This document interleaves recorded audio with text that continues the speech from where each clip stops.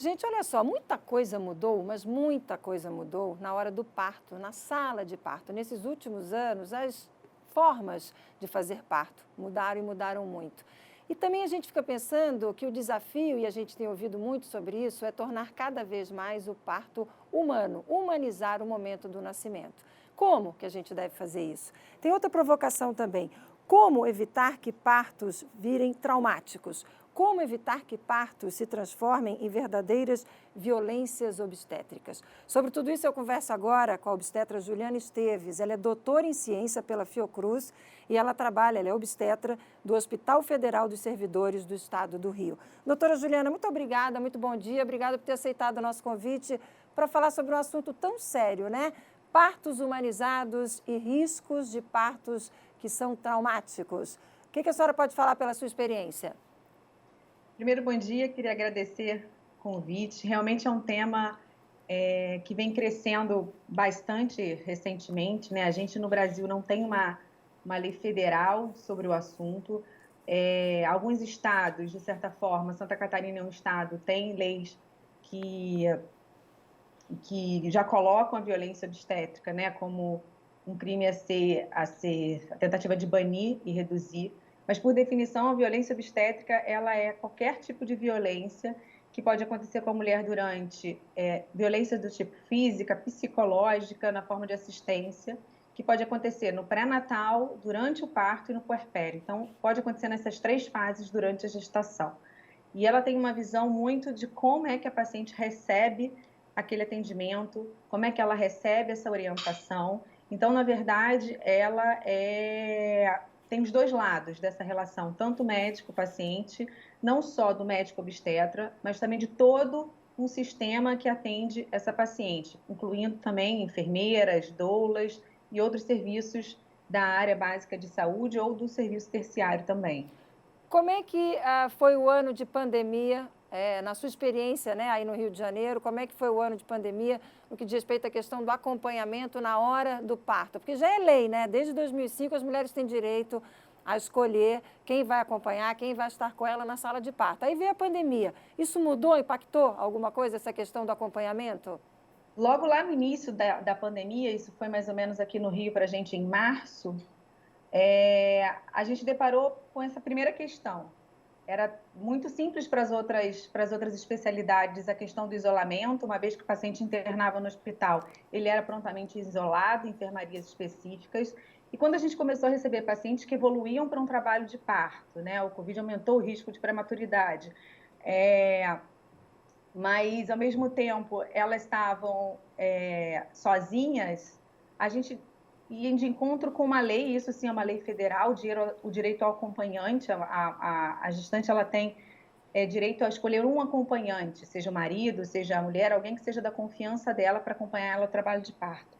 Então isso foi um desafio para a gente e a gente lá no hospital acabou decidindo, em conjunto com outros setores, manter esse acompanhante durante o trabalho de parto, de acordo com a escolha da gestante. Isso para a gente foi positivo, a gente tirou um pouco essa questão do isolamento, no sentido da mulher nesse período mais simples, e a gente acabou optando por manter o direito a esse acompanhamento, não obrigatório, obviamente, isso ficava a par da mulher e do seu acompanhante essa decisão. Então, ela ficava com esse acompanhante no parto e ele era isolado junto com ela nesse período de puerpério. E a maioria opta por ter acompanhante? A maioria, a gente não teve nenhuma paciente que abriu mão disso lá no serviço. Porque a pessoa se sente mais segura e, A pessoa inclusive, se sente mais segura, é uma fase já. O próprio diagnóstico do Covid ele traz um peso, mesmo a paciente estando bem. Então, quando ela ficava sozinha, a gente teve um caso no início que acabou ficando sozinha por um despreparo mesmo da equipe. E a gente tem um prejuízo psicológico importante, é um isolamento muito pesado. O puerpério já é uma fase muito delicada. O parto em si, o puerpério. Então, a partir do momento que a gente deu essa virada, realmente melhorou significativamente essa assistência. agora vem cá, muita coisa mudou nos últimos anos no que diz respeito a esse momento tão importante, tão único da mulher, né? Mudou. Muita coisa mudou. A obstetrícia aprendeu bastante, isso a gente tem que reconhecer. A forma de intervir, a gente vê que hoje em dia, quando a gente chama de um parto humanizado, eu acho que o parto pode ser humanizado de várias formas. A gente tem paciente que tem indicação formal, sim, de cesariana. A gente não pode esquecer que a cesariana salva vidas, sim. Mas a assistência, de uma forma geral, tanto do pré-natal quanto do parto, ela reduziu a medicalização, né? A gente tem formas melhores de rastrear, formas melhores de promover essa assistência do parto, no sentido de medicalizar quando eu preciso medicalizar. E a gente tem uma ferramenta que é fundamental para a redução desse bloqueio que existe, às vezes, nessa conversa durante a sala de parto, que é o plano de parto. As pessoas não veem, eu acho, a maioria ainda não vê o plano de parto como uma ferramenta que pode ajudar a gente. As próprias pacientes, às vezes, desconhecem também o plano de parto, os obstetras também pouco usam o plano de parto, e ele nada mais é do que uma forma de você colocar na mesa pontos que podem ser abordados e que reduzam esse conflito que pode acontecer durante a sala de parto. Tanto de o que ela espera daquele parto, o que pode ser feito e o que não realmente é contra uma boa prática médica, né? A gente tem uma linha muito tênue entre o que é considerado uma má prática e uma boa prática, e até onde essa conversa pode ser levada de uma forma mais leve.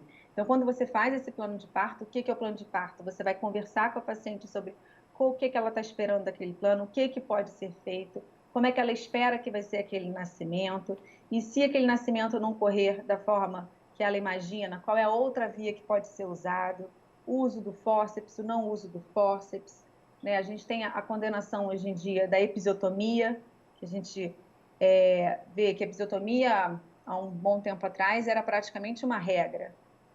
Todo parto, a gente fazia uma episiotomia, que é aquele corte no períneo, que teoricamente era para facilitar a saída do bebê, e a gente viu com algumas evidências que realmente a gente não precisa da episiotomia, e a gente torna ela oportuna para algumas situações em que são muito, muito, muito, muito específicas, só para a gente não deixar de uma forma tão radical assim a condenação dela. Mas sim, a gente praticamente não usa episiotomia hoje em dia. A lavagem intestinal era um hábito há um bom tempo atrás, a gente também não faz. Então, a gente medicalizou menos, a gente medicalizou de forma oportuna, digamos assim. Mas o mais importante é que esse diálogo e entender o que a mulher espera na sala de parto, ele deve acontecer. E o plano de parto é uma ferramenta essencial e que é muito pouco utilizado nesse momento. Agora, aí que eu ia entrar, doutora Juliana, porque um plano de parto num serviço de saúde que pode a cada dia ter um médico diferente, porque no serviço único de saúde nem sempre você vai ter, desde o seu pré-natal até o momento da sua gestação, muito difícil você ter o mesmo médico, né? E esse plano fica, ele é o histórico da vida daquela mulher, e mesmo que passe de médico para médico, cada um vai ter acesso a isso? Isso, eu acho que é aí que ele tem o principal papel.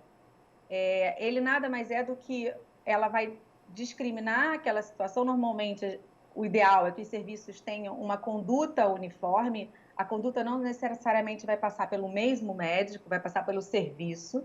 E a partir do momento que ela faz aquele plano de parto, um fica anexado no prontuário e o outro fica na posse da paciente. Então, quando ela interna num trabalho de parto, ela apresenta aquele plano de parto, e aquele plano de parto ele já foi discutido no pré-natal. Um grande problema que às vezes tem é a paciente aparecer com um plano de parto num serviço, onde aquele plano de parto não passou nem por um mínimo de discussão com a equipe de pré-natal, né? Mas para isso você precisa também de um serviço que tenha uma conduta coesa, né? A gente peca, assim, atualmente por esse tipo de assistência quando a gente quando a gente generaliza, né? A gente não pode falar para todos os serviços, não. A gente tem alguns pontos, alguns serviços que conseguem funcionar muito bem dessa forma. Mas o ideal é para esse tipo de situação, onde pode passar ela não sabe quem é o médico que vai fazer o parto dela, mas ela tem ali na mão dela o que ela tem de plano para aquele parto. E espera-se que aquele plano possa ser seguido.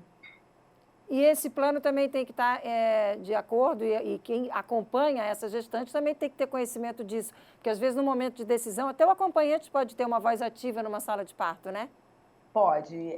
A participação do acompanhante, o ideal é que esse acompanhante tenha, de alguma forma, participado do pré-natal, né? Para que ele também possa saber quais são as etapas que aquela paciente vai passar, se ela combinou que ela quer analgesia, se ela não quer analgesia, porque às vezes a paciente combina que não quer analgesia e o acompanhante que não está preparado para aquela forma de parceria, ele vê aquela falta de analgesia como uma agressão para ela, que não está entendendo por que ela está passando por aquilo. Se ele estava no pré-natal conversando e conseguiu, durante as consultas, ver que aquela era a vontade dela, ele consegue ser mais parceiro, ele consegue apoiar a paciente naquele momento e não ser um foco de desestabilização daquela assistência.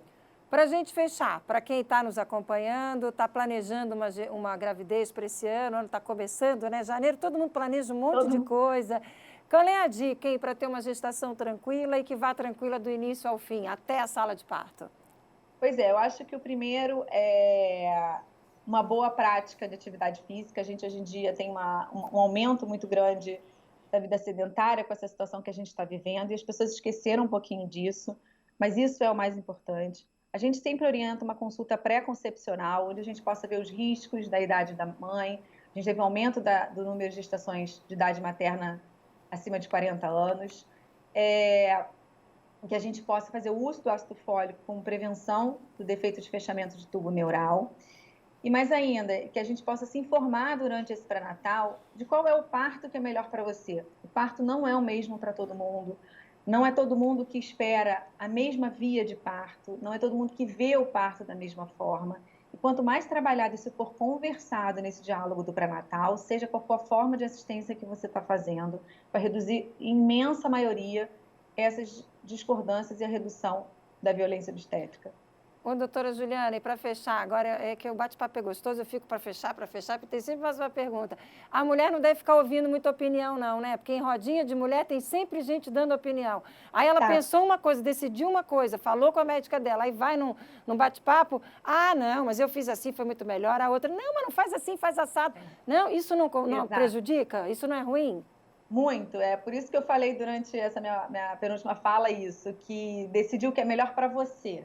O que foi melhor para sua amiga, às vezes não foi o melhor para sua amiga e para você é diferente. Hoje em dia a gente tem o mundo do Instagram, eu brinco com elas na primeira consulta, eu falo, olha, bem-vindo ao mundo do Instagram. Se existe aquele mundo do Instagram quando algumas mulheres vão fazer uma festa, seja um casamento, seja uma união, seja o que for, quando engravida, então o mundo do Instagram abre de uma forma que beira a crueldade às vezes. É um excesso de perfeição e é complicado. É uma fase já que a gente fica com uma expectativa lá no alto e aí depois vem o puerpério com todas aquelas oscilações hormonais e você olha para o lado, o filho da amiga dorme de uma forma perfeita, ele é lindo, ele é todo arrumado e o seu tá todo, você está descabelada, cheia de olheira, porque você na verdade não está vendo os bastidores de nada. Muito bom, gente. Tá vendo? Você que está aí em casa, está planejando a sua gravidez, prestou bastante atenção aqui. Então é isso, siga a sua orientação do seu médico, converse. Tem dúvidas sobre a forma de parto? Está pensando em fazer um ou outro? Pergunte, converse com o médico ou com a médica. Não fica ouvindo a opinião dos outros, não, senão você vai ficar, ó, trilili. Então está planejando a gravidez? Conversa com o médico. Acabou de ter neném, é isso que ela está dizendo. Está olhando para o lado aí, aquele bebê lindo, todo engomadinho, isso é foto, isso não é vida real. Eu sempre digo isso, gente, isso é foto, isso não é vida real. Vida real é dor para amamentar, né, doutora Juliana? Tem dor para amamentar, o bebezinho tem cólica, chora para burro. Então é o seguinte, gente, mundo do Instagram é mundo do Instagram. Mundo da vida real é mundo da vida real. E aqui no nosso SC no Ar a gente traz o mundo da vida real. Muito legal esse nosso bate-papo, doutora Juliana, muito obrigada por trazer esses esclarecimentos. Um ótimo dia, um feliz ano novo e até uma próxima oportunidade. Até. Tchau, tchau. Obrigadão.